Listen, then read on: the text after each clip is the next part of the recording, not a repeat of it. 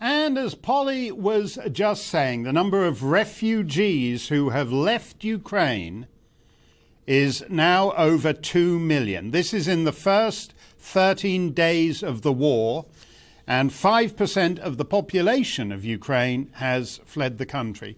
Joe Biden has decided to hurt Russia's economy by cracking down on Russian oil. He knows whereof he speaks. For the last year, he's hurt America's economy by cracking down on American oil and by cancelling the Keystone pipeline on Canadian oil. He did all that on his first day in office, January 20th, 2021. So he's vastly enriched Vladimir Putin in order to appease Greta Thunberg. That's different, as Neville Chamberlain would say. 74% of Americans are in favor of a no-fly zone over Ukraine, but Joe Biden doesn't want to impose one because it would involve NATO planes shooting down Russian planes, and that's what's known as World War III, which doesn't generally poll quite so well. So instead, he's come up with a cunning scheme whereby Poland and other Eastern European nations give their air forces to Ukraine because they're mostly made up of old Soviet MiGs, which the Ukrainian flyboys already know how to operate. In return for giving away their entire air forces, the Poles and the Bulgars et al. Would get entirely new fleets of American F-16s, along with a course in how to fly them. So it's win-win. The Ukrainians massively expand their existing air force.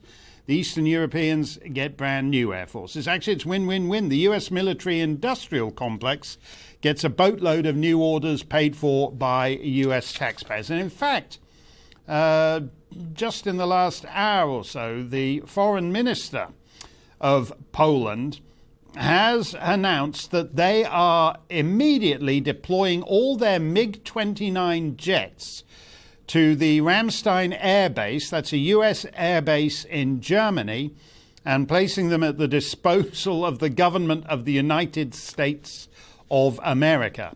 And it says the Polish government also requests other NATO allies who happen to own MiG-29 jets. You know them. They're the former Warsaw Pact countries, to act in the same vein. And it all vaguely reminded me of something from 80 or so years ago. Winston Churchill desperately needed American help, and Franklin Roosevelt said, "Sorry, old man, the best I can do is leave some planes unattended up near the Canadian frontier, and we'll look the other way while you tow them across the border," which they did. Actually, this was even before Winston took over. This was when Neville was still at number 10.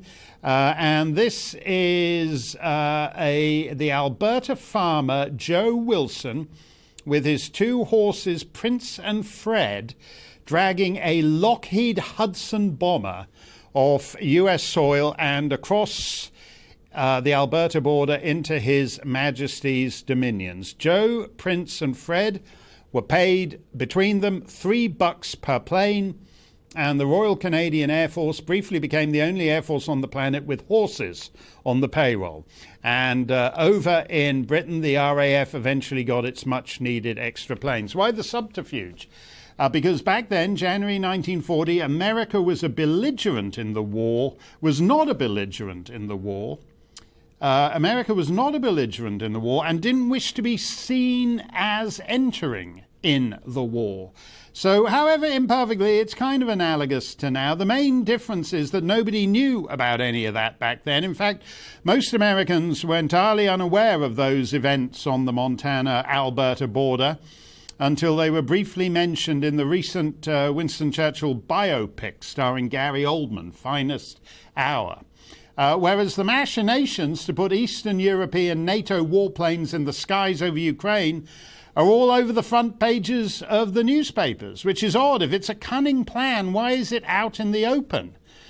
So that Vladimir Putin knows about it and has already announced that he'll see that as, in effect, an act of war by NATO against his country. But the Ukrainians want the planes, and they need the planes.